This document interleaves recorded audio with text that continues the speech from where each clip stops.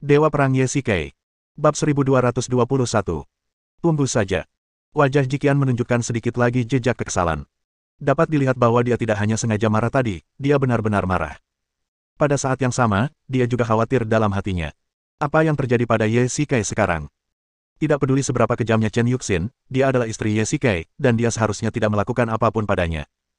Rumah keluarga Chen tidak dapat ditembus. Bahkan jika para tetua keluarga Ji dan pasukan kabut putih, ditambah 4 jenderal istana dunia bawah, datang, mereka tidak akan dapat menerobos masuk dengan paksa. Terlebih lagi, Jiqian sekarang mewakili keluarga Ji.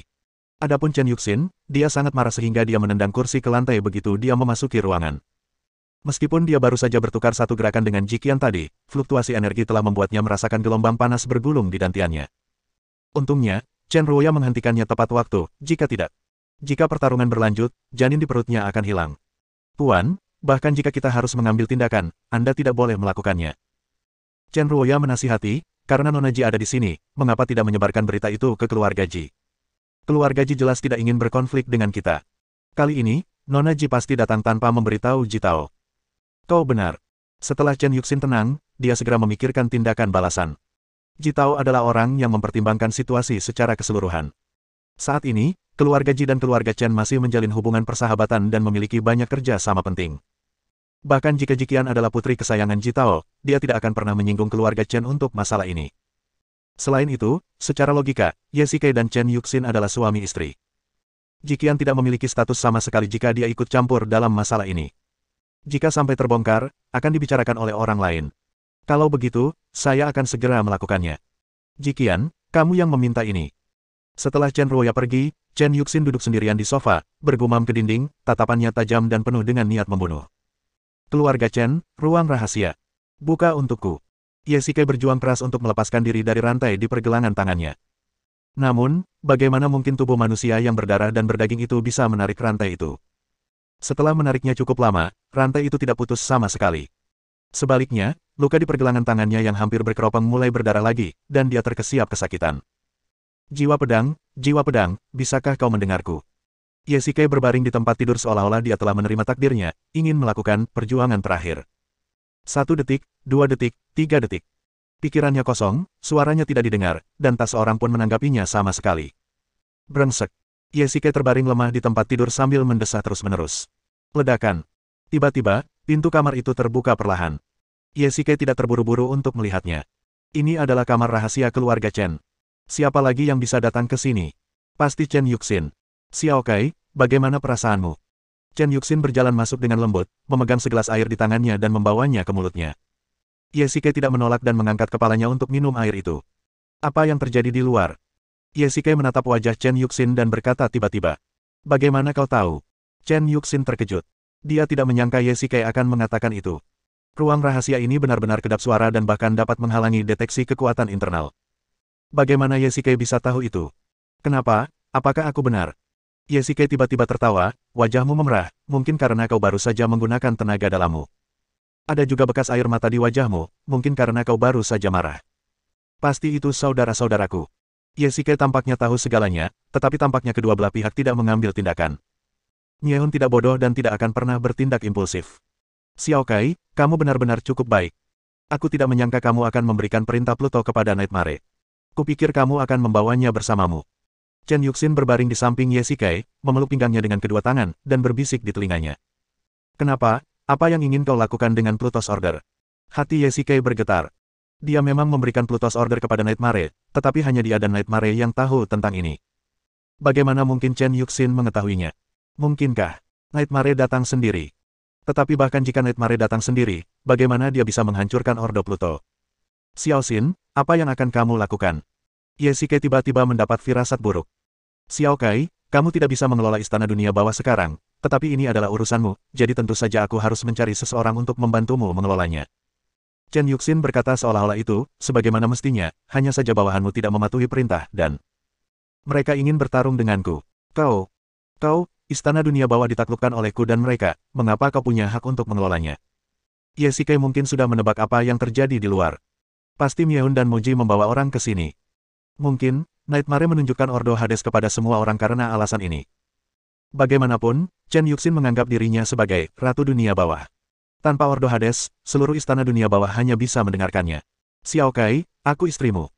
Kamu tidak bisa mengendalikannya sekarang, jadi tentu saja aku yang harus bertanggung jawab. Chen Yuxin mengangguk dan berkata, lalu mengalihkan topik pembicaraan dengan ekspresi jijik di wajahnya, dan jikian itu, dia benar-benar ikut campur dalam urusan kita, sungguh tidak tahu malu. Apa, Qian juga ada di sini? Ye Shikai berteriak kegirangan saat mendengar ini. Pada saat yang sama, dia juga merasa sedikit terpojok. Jika Jikian dan Chen Yuxin bertemu, bukankah mereka akan bertarung?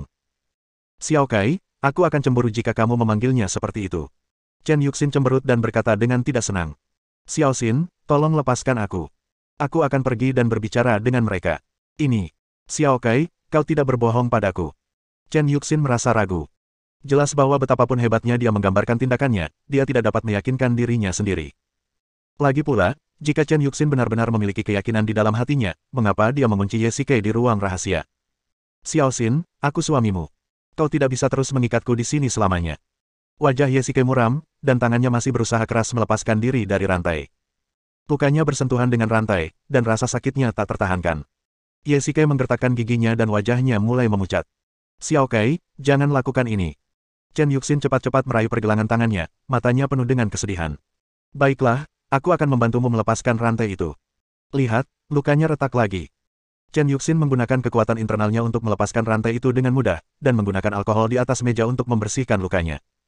Baiklah, aku akan keluar dan berbicara dengan mereka. Kalau tidak salah, mereka seharusnya masih berdiri di depan pintu. Ye Shikai mendesah tak berdaya. Pada titik ini, jika dia tidak menghentikannya tepat waktu, akan sulit untuk mengendalikannya.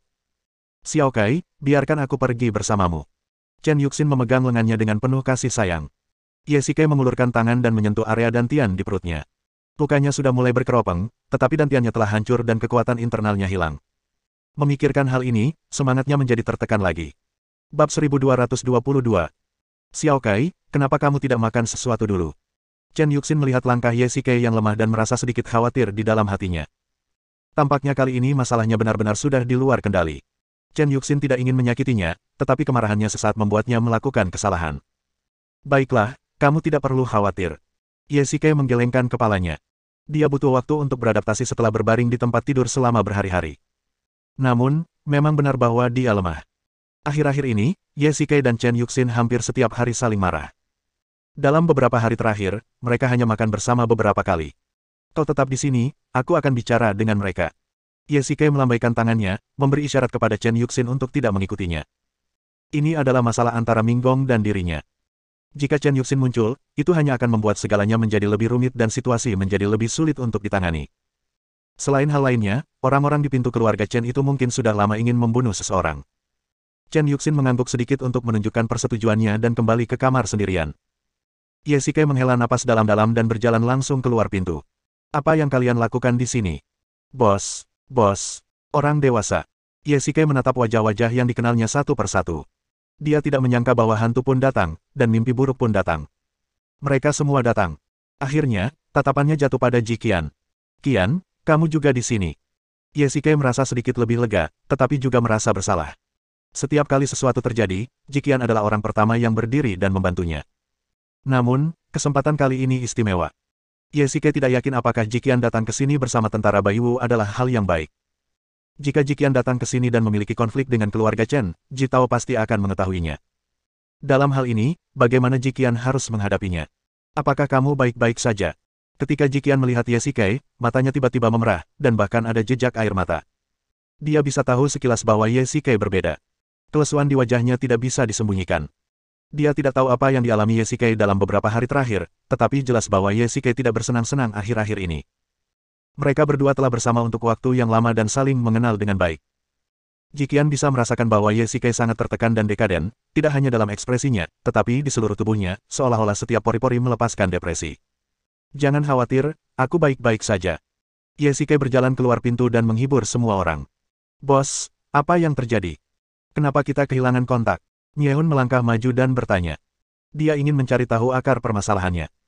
Belum lagi dia orang yang spesial, meskipun dia orang biasa, kehilangan kontak dengan ponselnya selama 2 atau 3 hari sudah cukup untuk menimbulkan kecurigaan.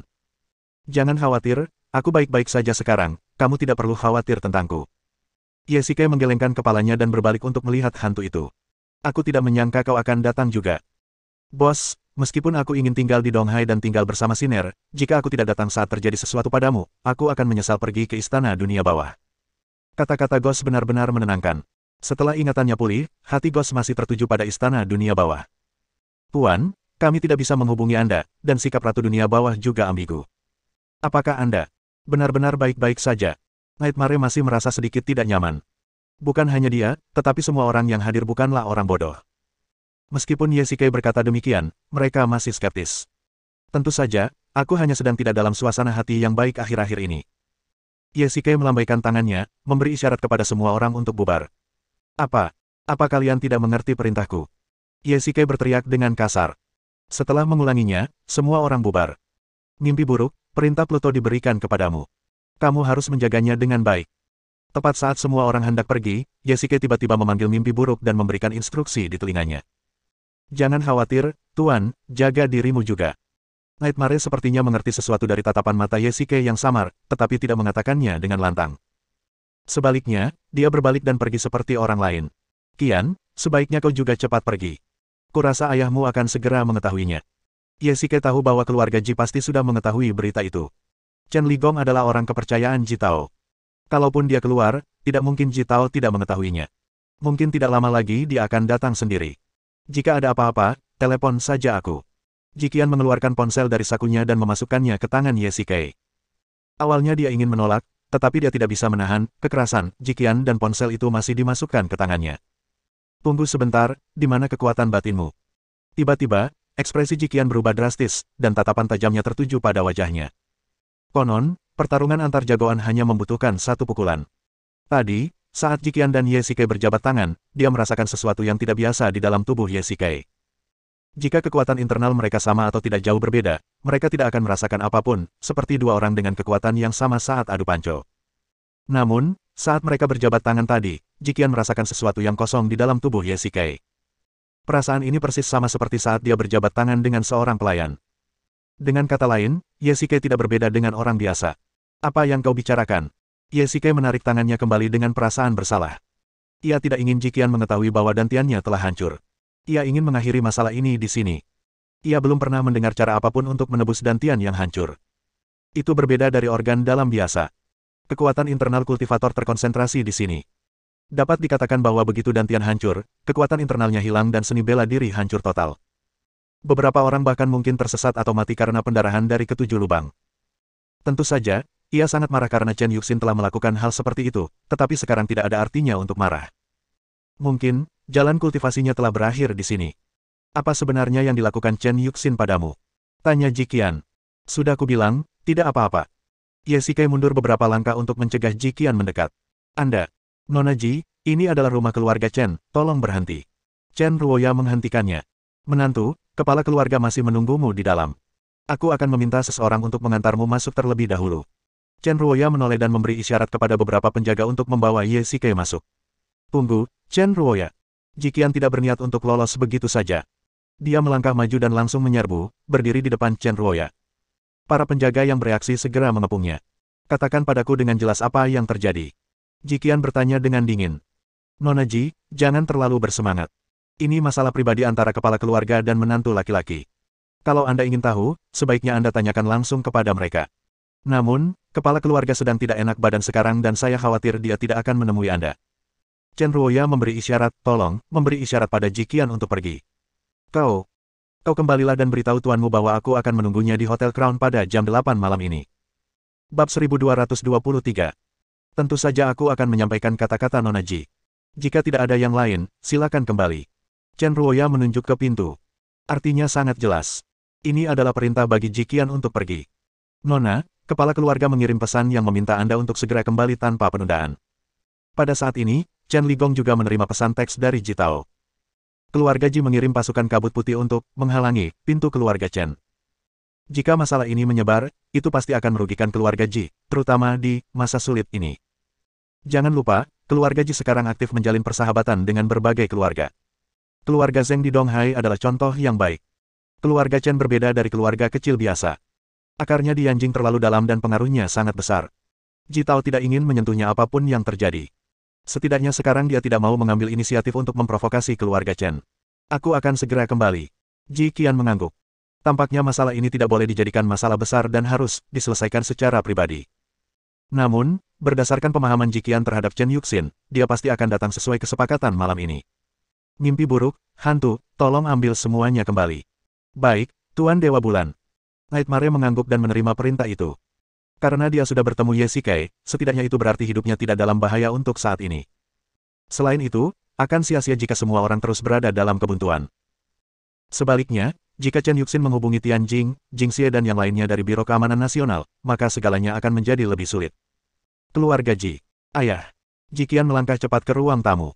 Seorang pria berpakaian putih berdiri membelakangi pintu, membolak-balik buku kuno. Mendengar suara di belakangnya, pria itu perlahan berbalik. Itu adalah kepala keluarga Ji, Ji Tao. Apakah kamu tahu masalah apa yang telah kamu sebabkan? Ji Tao tidak marah.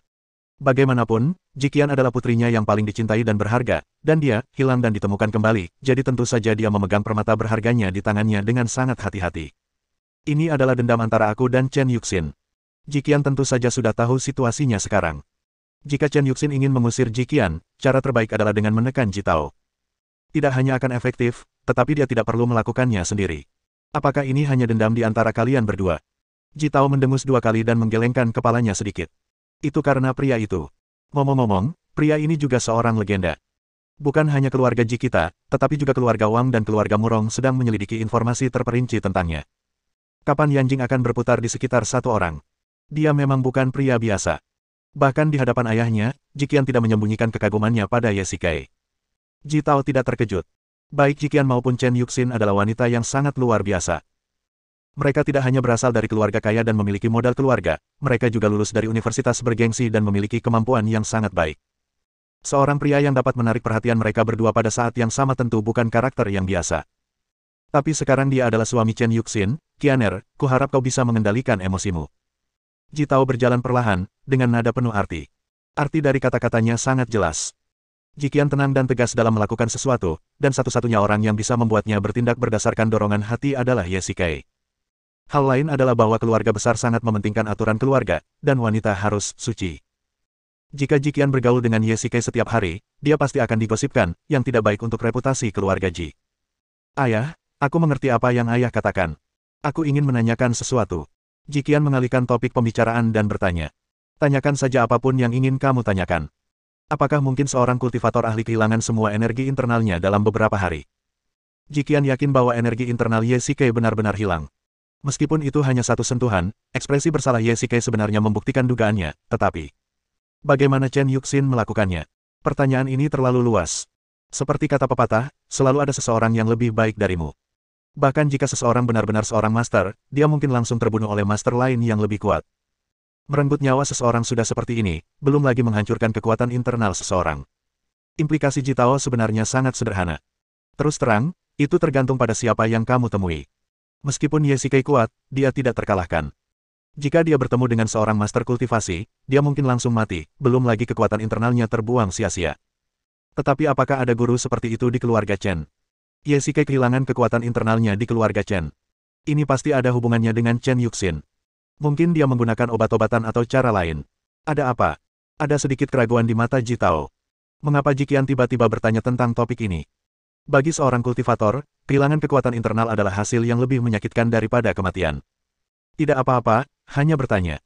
Jikian berkata dengan santai. Saat langit berangsur-angsur menjadi gelap, Jikian menemukan alasan dan pergi.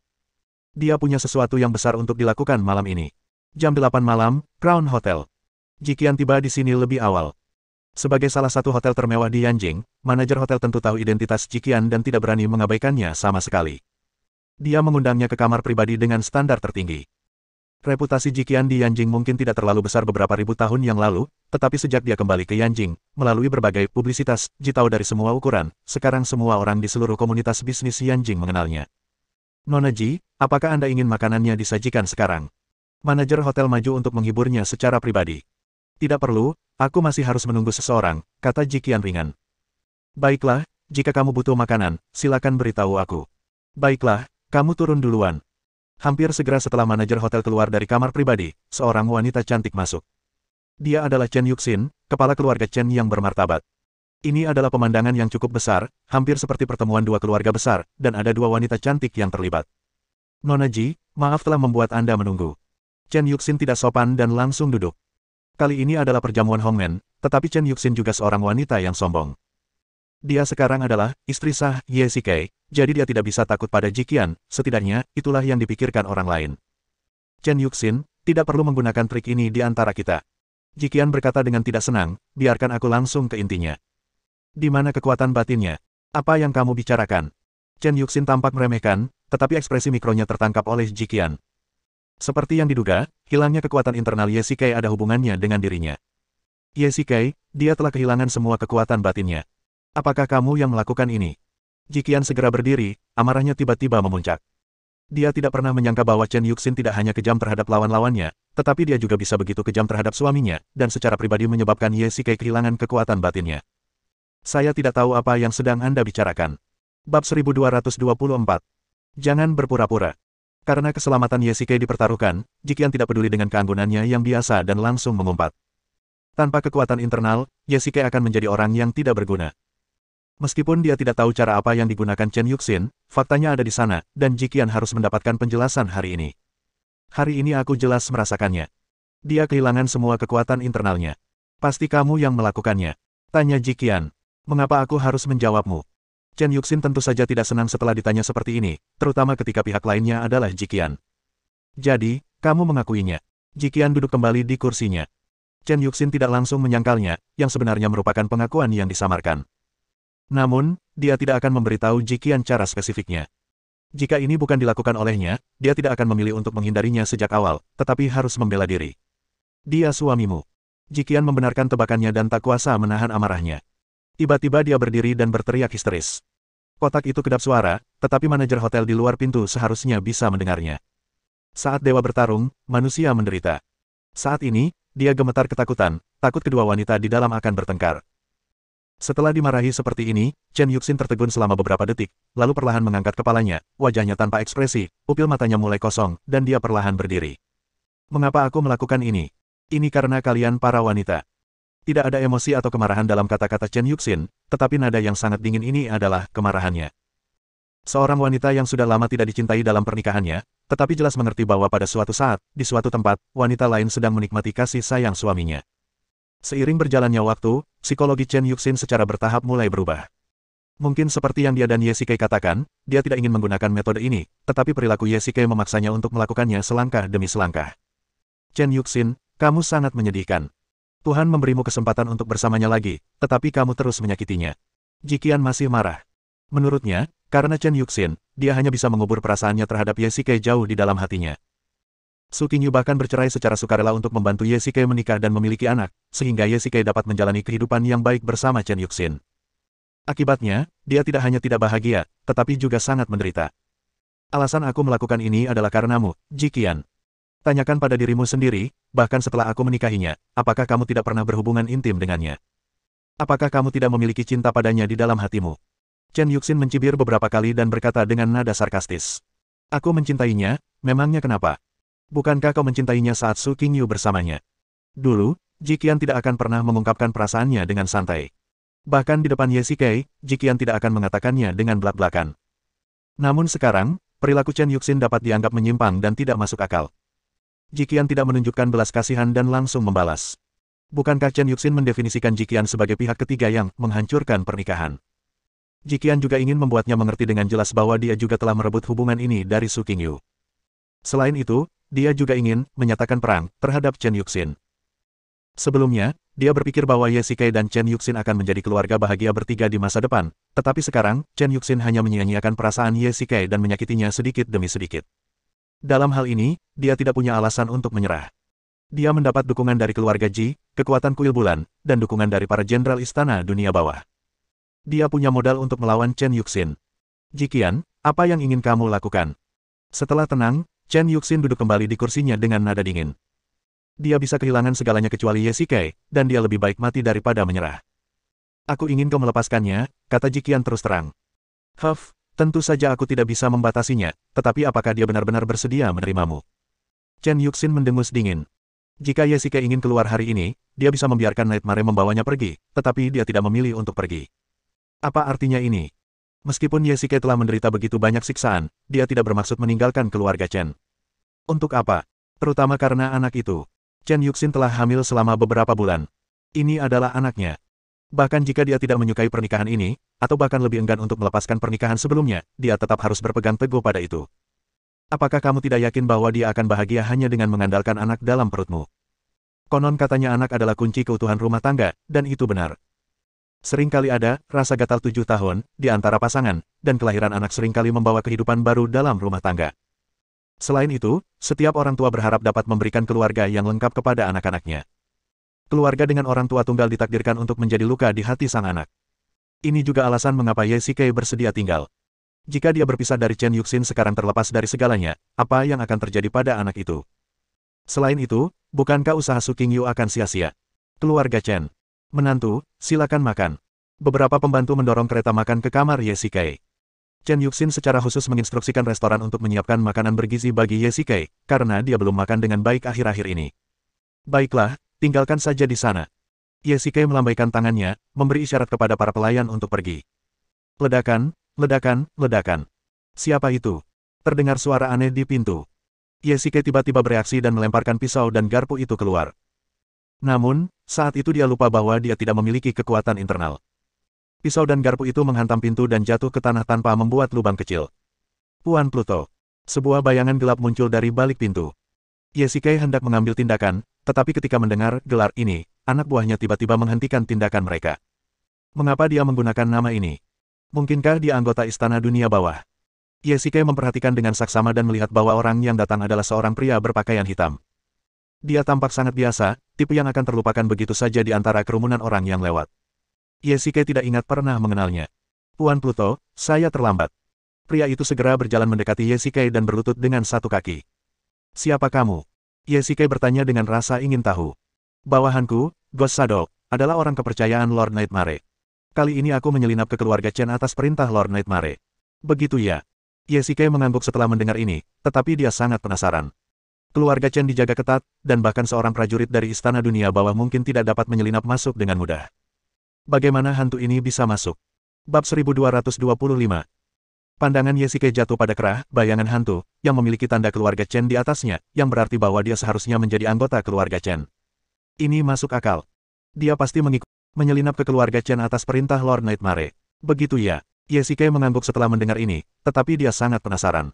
Keluarga Chen dijaga ketat, dan bahkan seorang prajurit dari Istana Dunia Bawah mungkin tidak dapat menyelinap masuk dengan mudah. Bagaimana hantu ini bisa masuk? Bab 1225. Pandangan Ye Xikei jatuh pada kerah, bayangan hantu, yang memiliki tanda keluarga Chen di atasnya, yang berarti bahwa dia seharusnya menjadi anggota keluarga Chen. Ini masuk akal. Dia pasti mengikuti perintah Nightmare untuk menyelinap ke keluarga Chen sebagai agen rahasia. Sungguh luar biasa bahwa dia bisa menyelinap ke sini tanpa ketahuan. Tunggu sebentar, Ghost, apa yang kau lakukan di sini? Dan, perintah apa yang diberikan Nightmare padamu? Ye Xikei terus bertanya. Ia tidak menyangka Nightmare benar-benar akan memainkan trik ini. Ia mengira Nightmare adalah pembunuh yang haus darah dan berdarah dingin, tetapi tanpa diduga, ia juga kasar tetapi teliti dan bijaksana. Sekarang tampaknya, menyamar pada saat kritis adalah kartu truf. Keluarga Chen memiliki badan intelijen yang disebut badan bayangan. Lord Nightmare meminta saya untuk menyusup ke sana dan menunggu kesempatan untuk bertindak. Lalu apa yang kamu lakukan di sini? Ye Xikei terus bertanya. Tuan Hades, apakah kau kehilangan kekuatan batinmu? Nada bicara Ghost Shadow sedikit ragu-ragu. Ghost Shadow telah mendengar tentang catatan gemilang dan kemampuan pribadi Hades jauh sebelum bergabung dengan Istana Dunia Bawah. Faktanya, ada banyak penggemar Ye Xikei di dunia bawah tanah. Mereka mengagumi kekuatan, dan Hades adalah salah satu dari 12 dewa utama, jadi mereka secara alami memujanya. Hari ini, Jiqian memberitahu Nightmare bahwa Ye Xikei tidak memiliki kekuatan batin. Itu masalah serius, jadi dia tidak berani menebak. Dia hanya bisa diam-diam memberitahu Ghost Shadow untuk mencari tahu kebenarannya. Guiying sendiri juga sangat memuja Pluto, jadi ketika mengetahui misi ini, dia semakin terkejut. Ye Xikei telah menjadi pilar spiritualnya. Tanpa kekuatan batinnya, dia akan menjadi seperti orang yang tidak berguna. Sulit bagi Guiying untuk menerima kenyataan bahwa pilar spiritualnya telah menjadi orang yang tidak berguna, jadi bahkan ketika dia bertanya, dia gemetar ketakutan. Sejujurnya, dantianku telah hancur. Ye Xikei tidak menyembunyikannya. Tidak ada cara untuk menyembunyikan masalah ini. Dia terlalu terkenal. Ada begitu banyak orang di dunia bawah tanah yang menatapnya. Tanpa kekuatan internal, dia bisa menyembunyikannya untuk sementara waktu, tetapi bisakah dia menyembunyikannya seumur hidup? Aku bersedia mengantarmu pergi dari sini. Bayangan hantu itu tiba-tiba berkata dengan sungguh-sungguh. Sepertinya dia salah paham. Ini adalah keluarga Chen, dan dantian Yesike hancur di sini, jadi bayangan hantu itu secara alami mengira itu dilakukan oleh keluarga Chen. Sekarang karena Yesike tidak memiliki kekuatan internal, mustahil baginya untuk keluar. Sebagai pilar spiritual, meskipun Yesike adalah orang biasa, dia tetaplah Raja Neraka. Merupakan tanggung jawab para anggota Istana Dunia Bawah untuk menjaga martabatnya. Bahkan jika bayangan hantu itu mempertaruhkan nyawanya, dia akan melindungi Yesike. Apa yang kau bicarakan? Yesike menepuk bahunya dan memberi isyarat agar dia berdiri. Aku tidak berencana untuk pergi dari sini, dan jangan khawatir, hidupku tidak akan aman di sini. Keselamatanmu terkait dengan fondasi Istana Dunia Bawah. Mohon pertimbangkan kembali. Bayangan hantu itu masih belum menyerah. Sekarang saatnya bagi para pengawal keluarga Chen untuk bergiliran. Dia telah mengintai di organisasi, bayangan, begitu lama sehingga dia telah mengetahui segalanya. Tidak sulit baginya untuk menyelinap keluar bersama Yesike. Paling banter, itu akan mengungkap identitas aslinya. Jangan khawatir, semuanya tidak seperti yang kau pikirkan. Yesike menggelengkan kepalanya, perlahan berdiri, dan berteriak dengan tegas, Ghost Shadow, dengarkan perintahku. Mulai sekarang, teruslah ikuti perintah Nightmare dan berhentilah menemuiku dengan santai. Ya, Tuan, saya patuh pada perintah Anda. Hantu itu melihat jam tangannya. Waktunya hampir habis. Jika dia tinggal lebih lama lagi, dia akan ketahuan. Organisasi, Shadow, sangat erat. Butuh banyak waktu dan tenaga baginya untuk menyusup ke dalamnya. Selain itu, anggota di dalamnya seperti rubah tua yang bisa mencium petunjuk. Kamu sebaiknya segera kembali, kalau tidak, kamu akan mendapat masalah. Ya, Tuan. Ledakan, ledakan, ledakan. Tepat saat hantu itu hendak pergi, terdengar suara sepatu hak tinggi yang menghantam tanah di luar pintu. Yesike merasa sangat familiar dengan suara itu. Chen Yuxin lah yang kembali. Jika dia melompat keluar jendela, dia akan terlalu kentara dan ada kamera pengintai di luar. Namun jika dia bersembunyi di sini, dia akan mencari kematian. Dengan tingkat kultivasi Chen Yuxin, mustahil bagi hantu itu untuk bersembunyi sepenuhnya. Cepat, dorong gerobak makanan itu keluar. Yesike berpikir cepat dan melihat gerobak makanan yang baru saja didorong masuk oleh pembantu, dan memberi isyarat kepada hantu itu untuk berpura-pura menjadi pelayan. Ledakan. Begitu hantu itu meletakkan tangannya di kereta makan, pintunya terbuka dan Chen Yuxin langsung masuk. Halo, kepala keluarga. Hantu itu mendorong kereta makan dengan tenang dan mengangguk sedikit. Yesike tiba-tiba menjadi gugup.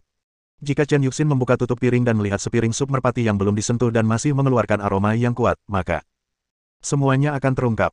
Untungnya, Chen Yuxin tampaknya tidak menyadari apapun dan memandang hantu itu seolah-olah dia adalah orang yang transparan.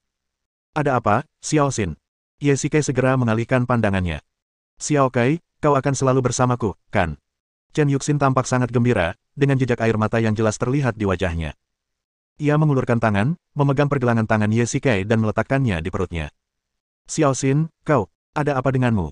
Yesike tampak bingung, tetapi sepertinya dia baru saja mendapat pukulan. Tidak heran dia datang dengan tergesa-gesa. Jika para pelayan melihatnya seperti ini, mereka mungkin akan bergosip tentangnya.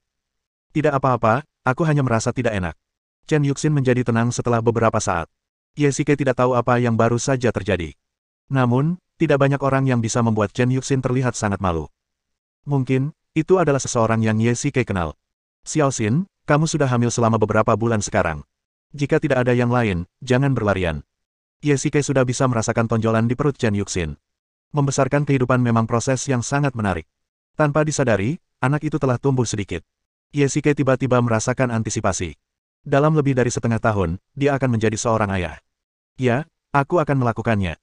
Kita tinggal di rumah dengan baik selama beberapa hari ini. Chen Yuxin merasa hangat di hatinya ketika dia melihat Yesike mengambil inisiatif untuk peduli padanya, terutama karena Jiqian baru saja menyatakan perang padanya untuk bersaing demi cinta Yesike. Chen Yuxin juga menyukai ekspresi wajah Yesike saat dia mengkhawatirkan bayi dalam perutnya, karena di matanya, Yesike peduli pada bayi itu, yang berarti dia peduli padanya. Rumah Chen, dapur. Hantu itu mendorong gerobak makanan dan menemukan sudut kosong. Untungnya, Chen Yuxin tidak menyadari sesuatu yang aneh tadi. Meskipun kemampuan akting dan kemampuan beradaptasinya sangat bagus, hal terpenting adalah bahwa para pelayan keluarga Chen memiliki seragam khusus, yang berbeda dari seragam organisasi, bayangan. Jika Anda mengamati dengan saksama, Anda dapat dengan mudah menemukannya. Untungnya, Chen Yuxin tidak menyadarinya. Hei, berhenti. Kamu dari jurusan mana? Kenapa aku belum pernah melihatmu sebelumnya? Tiba-tiba, terdengar suara tajam dari pintu. Bersambung.